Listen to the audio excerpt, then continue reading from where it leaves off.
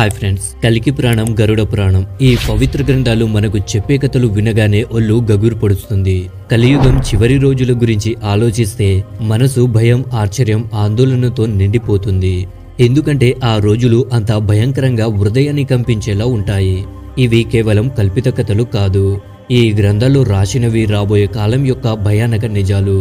అయితే మనం ఈ రోజు ఈ గ్రంథాల్లో చెప్పిన కలియుగం అంతం గురించి వివరంగా స్పష్టంగా తెలుసుకుందాం. ముందుగా ఈ సృష్టి చక్రం గురించి కొంచెం క్లియర్ గా తెలుసుకుందాం. హిందూ శాస్త్రాల ప్రకారం కలియుగం ఆయుష్ 4,32,000 సంవత్సరాలు. ఈ వివరాలు భాగవత పురాణం, విష్ణు పురాణం, లింగ పురాణం ఇంకా ఇతర గ్రంథాల్లో స్పష్టంగా చెప్పబడ్డాయి. కలియుగం మహాభారత యుద్ధం ముగిసిన తర్వాత ద్వాపర యుగం అంతమైనప్పుడు మొదలైంది. ఇప్పటి వరకు దాదాపు 5,000 సంవత్సరాలు గడిచాయి. ఇంకా 4,27,000 సంవత్సరాలు మిగిలి ఉన్నాయి. ఈ గ్రంథాలు కలియుగం లక్షణాలను, మానవ స్వభావాన్ని, దాని అంతం గురించి సంకేతాలను వివరంగా చెబుతాయి.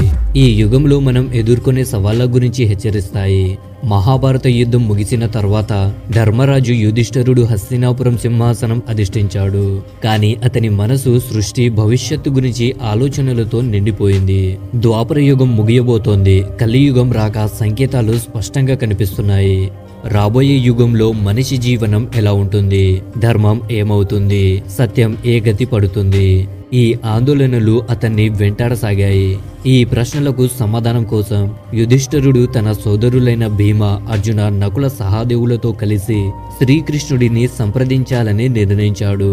ఈ ప్రశ్నలకు సమాధానం కోసం యుధిష్ఠిరుడు తన సోదరులైన భీమ, అర్జున, నకుల, సహదేవులతో కలిసి శ్రీకృష్ణుడిని సంప్రదించాలని నిర్ణయించాడు. యుధిష్ఠిరుడు తన సోదరులను పిలిచి, మీరంతా రండి, మనం శ్రీకృష్ణుడి సలహా తీసుకోవాలి అన్నాడు. అర్జునుడు ఎప్పుడు యుద్ధానికి సిద్ధంగా ఉండేవాడు. దాంతో నవ్వుతూ అడిగాడు, అన్నయ్య, ఇంత ఆందోళన ఎందుకు? ఎవరైనా హస్తినాపురంపై దాడి చేయాలని చూస్తున్నారా? నీవు ఆజ్ఞ ఇవ్వు, వెళ్ళి వాళ్ళను సంహరిస్తాను అంటాడు. అప్పుడు యుధిష్ఠిరుడు లోతైన ఊపిరి తీసుకుంటూ, అర్జున, నీ శౌర్యం గురించి నాకు బాగా తెలుసు. ఈ భూమిపై ఎవరు హస్తినాపురంపై దాడి చేసే ధైర్యం చెయ్యరు. నా ఆందోళన బయటి శత్రువుల గురించి కాదు, కలియుగం రాక గురించి. రాబోయే కాలంలో మనిషి సమాజం ఎటు వెళ్తుంది, ధర్మం, సత్యం ఏమవుతాయి అన్నాడు. భీముడు అన్న ఆందోళనలో పాలు పంచుకుంటూ, అన్నయ్య, నీ మాటలు మా మనసులో కూడా భయం, అనిశ్చితి కలిగిస్తున్నాయి. ఏ సంకటం మన ముందుందో చెప్పు అన్నాడు. యుధిష్ఠిరుడు గంభీరంగా, భీమా, నువ్వు చెప్పింది నిజమే. ఒక భయంకర సంకటం రాబోతోంది. కలియుగం ప్రభావం గురించి ఆలోచిస్తే నా మనసు కలవరపడుతోంది. అందుకే శ్రీకృష్ణుడిని కలిసి ఈ ఆందోళన నుంచి బయటపడాలని నిర్ణయించాను అన్నాడు. అలా పాండవులు ద్వారకకు బయలుదేరారు. పవిత్ర నగరమైన ద్వారకలో శ్రీకృష్ణుడు వారిని ఆప్యాయంగా ఆహ్వానించాడు. యుధిష్ఠిరుడు ఆయన చరణాలను నమస్కరిస్తూ, ఓ కేశవా, నువ్వు సర్వజ్ఞాని. ద్వాపర యుగం ముగియబోతోంది. కలియుగం సంకేతాలు స్పష్టంగా కనిపిస్తున్నాయి. కలియుగంలో మనిషి స్వభావం, ఆచరణలు ఎలా ఉంటాయి? ఏ కర్మల్లో మునిగిపోతాడు? మోక్షం కోసం ఏం చేయాలి అని అడిగాడు.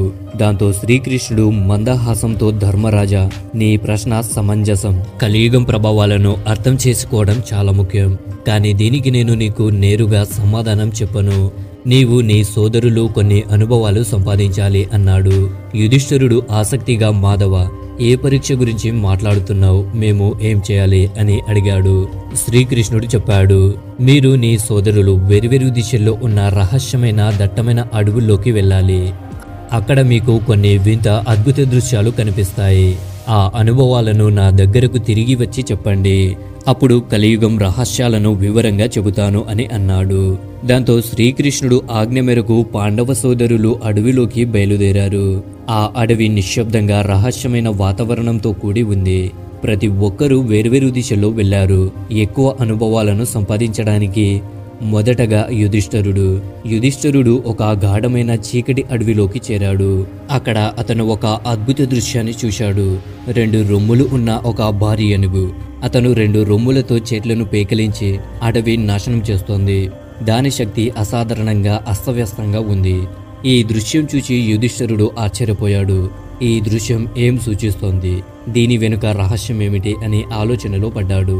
అర్జునుడు ఒక ప్రశాంతమైన, సుందరమైన అడవిలోకి చేరాడు. అక్కడ పక్షుల కిలకిల నాదాలు, పచ్చని చెట్లు, పూల సుగంధం ఆహ్లాదకరంగా ఉన్నాయి. అక్కడ అతను ఒక భారీ పక్షిని చూశాడు. దాని రెక్కలపై వేదాల రచనలు రాసి ఉన్నాయి. కానీ ఆ పక్షి చనిపోయి జీవాల మాంసం తింటోంది. అర్జునుడు ఆశ్చర్యపోయాడు. ఒకవైపు వేద జ్ఞానం, మరోవైపు మాంసాహారం. ఈ వైరుధ్యం ఏమిటి? ఇది ఏం సూచిస్తోంది అని ఆలోచించాడు. తర్వాత భీముడు ఒక పచ్చని పచ్చిక బయాల్లోకి చేరాడు. అక్కడ ఆవుల గుంప చేరి గడ్డి మేస్తున్నాయి. అక్కడ ఒక ఆవు దూడను కని దాన్ని అంత గట్టిగా అత్యుత్సాహంగా నాకసాగింది. ఆ దూడ గాయపడి రక్తం కారుతూ బాధపడుతుంది. భీముడు ఈ దృశ్యం చూసి ఆశ్చర్యపోయాడు. ఇదేమిటి? ఈ ప్రేమ తన బిడ్డనే గాయపరుస్తుందా? ఇది ఏ సందేహం ఇస్తుంది అని ఆలోచించాడు. సహాదేవుడు ఒక నిశ్చలమైన నీటి కొలను దగ్గరకు చేరాడు. అక్కడ 7 బావులు ఉన్నాయి. 6 బావులు నీళ్లతో నిండి ఉన్నాయి. కానీ మధ్యలో ఉన్న అతి లోతైన బావి పూర్తిగా ఎండిపోయి ఉంది. సహాదేవుడు ఈ దృశ్యాన్ని చూసి ఆలోచనలో పడ్డాడు. ఈ బావి ఎందుకు ఎండిపోయింది? ఈ దృశ్యం ఏం చెబుతోంది అని ఆలోచించాడు. నకులుడు ఒక కొండ ప్రాంతంలోకి చేరాడు. అక్కడ ఎత్తైన కొండలపై పచ్చని బలమైన చెట్లు ఉన్నాయి. అక్కడ ఒక భారీ రాయి కొండపై నుంచి దొర్లుతూ పెద్ద పెద్ద చెట్లను నాశనం చేస్తూ వస్తోంది. కానీ ఒక చిన్న సన్నని మొక్క దగ్గరకు రాగానే ఆ రాయి ఆగిపోయింది. నకులుడు ఈ దృశ్యాన్ని చూసి స్తబ్దుడయ్యాడు. ఈ చిన్న మొక్క ఒక భారీ రాయిని ఎలా ఆపగలిగింది అని ఆలోచించాడు. సాయంత్రం అయ్యాక పాండవులు అడవి నుంచి తిరిగి వచ్చి శ్రీకృష్ణుడి దగ్గర తమ అనుభవాలను వివరించారు. యుధిష్ఠిరుడు, ప్రభు, నేను 2 రొమ్ముల ఏనుగును చూశాను. అది చెట్లను నాశనం చేస్తోంది అన్నాడు యుధిష్ఠిరుడు. శ్రీకృష్ణుడు నవ్వుతూ, ధర్మరాజా, ఈ దృశ్యం కలియుగంలో పాలకుల ప్రవర్తనను సూచిస్తుంది. వారు 2 వైపుల నుంచి ప్రజలను శోషిస్తారు. బయట ధర్మాత్ముల్లా కనిపిస్తారు, కానీ లోపల స్వార్థంతో ప్రజల సేవను దోచుకుంటారు అన్నాడు. అర్జునుడు, ప్రభు, వేదాలు రాసిన రెక్కలతో ఉన్న పక్షి మాంసం తింటోంది అన్నాడు. శ్రీకృష్ణుడు, అర్జున, కలియుగంలో విద్వాంసులు, పండితులు జ్ఞానం కలిగి ఉంటారు, కానీ వారి హృదయం పవిత్రంగా ఉండదు. వేదాలను, ధర్మాన్ని కేవలం డబ్బు సంపాదించడానికి, గౌరవం కోసం ఉపయోగిస్తారు అన్నాడు. భీముడు, ప్రభు, ఒక ఆవు తన దూడను అంత గట్టిగా నాకింది, అది గాయపడిపోయింది అన్నాడు. దాంతో శ్రీకృష్ణుడు, భీమ, కలియుగంలో తల్లిదండ్రుల అతి ప్రేమ వారి పిల్లలను స్వతంత్రంగా ఎదగనీయదు. ఆ ప్రేమే వారికి అడ్డంకిగా మారుతుంది, వారి పురోగతిని అడ్డుకుంటుంది అన్నాడు. సహాదేవుడు, 7 బావుల్లో మధ్యలోని లోతైన బావి ఎండిపోయి ఉంది అన్నాడు. శ్రీకృష్ణుడు, సహాదేవ, కలియుగంలో ప్రజలు బయట ధనవంతుల్లా కనిపిస్తారు, కానీ పొరుగు వారి ఆకలి, దాహం గురించి పట్టించుకోరు. స్వార్థమే ఈ యుగం యొక్క గుర్తు అన్నాడు. నకులుడు, ఒక భారీ రాయి పెద్ద చెట్లను నాశనం చేస్తూ వస్తోంది, కానీ చిన్న మొక్క దగ్గర ఆగిపోయింది అన్నాడు. శ్రీకృష్ణుడు, నకుల, కలియుగంలో ధనం, అధికారం మనిషి పతనాన్ని ఆపలేవు, కానీ భగవంతుడి నామం, నిజమైన భక్తి ఒక చిన్న మొక్కలా అయినా మనిషిని రక్షించగలవు అన్నాడు. ఫ్రెండ్స్, గరుడ పురాణంలో ఒక సందర్భంలో గరుడు భగవాన్ విష్ణువును అడిగాడు, ప్రభు, సత్యయుగం, త్రేతాయుగం, ద్వాపర యుగం, కలియుగం, ఈ 4 యుగాల్లో కలియుగం ఎందుకు అత్యంత భయంకరమైనదిగా పరిగణించబడుతుంది? దాని అంతం సంకేతాలు ఏమిటి? అది ఎలా ముగుస్తుంది? విష్ణువు సమాధానమిస్తూ, గరుడ, కలియుగంలో అధర్మం, స్వార్థం, పాపం ఆకాశాన్ని తాకుతాయి. దాని అంతం సమయంలో కొన్ని ప్రత్యేక సంకేతాలు కనిపిస్తాయి. అవి సృష్టి వినాశనం వైపు సూచిస్తాయి అన్నాడు. ఆ 5 ప్రధాన సంకేతాలను ఒక్కొక్కటిగా వివరంగా చూద్దాం. నెంబర్ 1, మానవ ఆయుష్ క్షీణత. కలియుగం చివరలో మనిషి ఆయుష్ కేవలం 20 సంవత్సరాలకు తగ్గిపోతుంది. 12 ఏళ్ల వయసులోనే వృద్ధాప్య లక్షణాలు, తెల్ల జుట్టు, ముడతలు, బలహీన శరీరం కనిపిస్తాయి. అనారోగ్యకర ఆహారం, అనియత జీవన శైలి, ఒత్తిడి వల్ల శారీరక, మానసిక బలహీనతలు సంభవిస్తాయి. స్త్రీలు 8-9 ఏళ్ల వయసులోనే పిల్లలను కనడం మొదలు పెడతారు, కానీ వారి ఆరోగ్యం అంతా బలహీనంగా ఉంటుంది. పిల్లల పోషణ సరిగ్గా చేయలేరు. ఫలితంగా కుపోషణ, బలహీనతతో కూడిన తరాలు ఏర్పడతాయి. కుటుంబ, సామాజిక వ్యవస్థలు కుప్పకూలిపోతాయి. ప్రజలు తమ భౌతిక అవసరాల కోసం అంతా మరిచి స్వార్థంతో మునిగిపోతారు. ఈ సంకేతం మనకు హెచ్చరిస్తుంది, సమతుల్య జీవనశైలి, నైతికత లేకపోతే సమాజం అస్తవ్యస్తమవుతుంది. నెంబర్ 2, పతివ్రతల కొరత. కలియుగం చివరిలో నైతికత, ధర్మం దాదాపు అంతరించిపోతాయి. పతివ్రతలు అరుదైపోతారు. స్త్రీలు బహుశా భాగస్వామ్య సంబంధాల్లోకి వెళతారు. ఇది సామాజిక నైతిక పతనానికి స్పష్టమైన సంకేతం. పూజలు, శ్రద్ధలు, వివాహ సంస్కారాలు మర్చిపోబడతాయి. నీటి కొరతతో స్నానం మానేస్తారు. శారీరక, ఆధ్యాత్మిక శుద్ధి నాశనమవుతుంది. మాంసాహారం ఆధిపత్యం చెలాయిస్తుంది. సాత్విక ఆహారం, పండ్లు, కూరగాయలు, ధాన్యాలు దుర్లభమవుతాయి. ప్రజలు భౌతిక సుఖాల కోసం మాత్రమే జీవిస్తారు.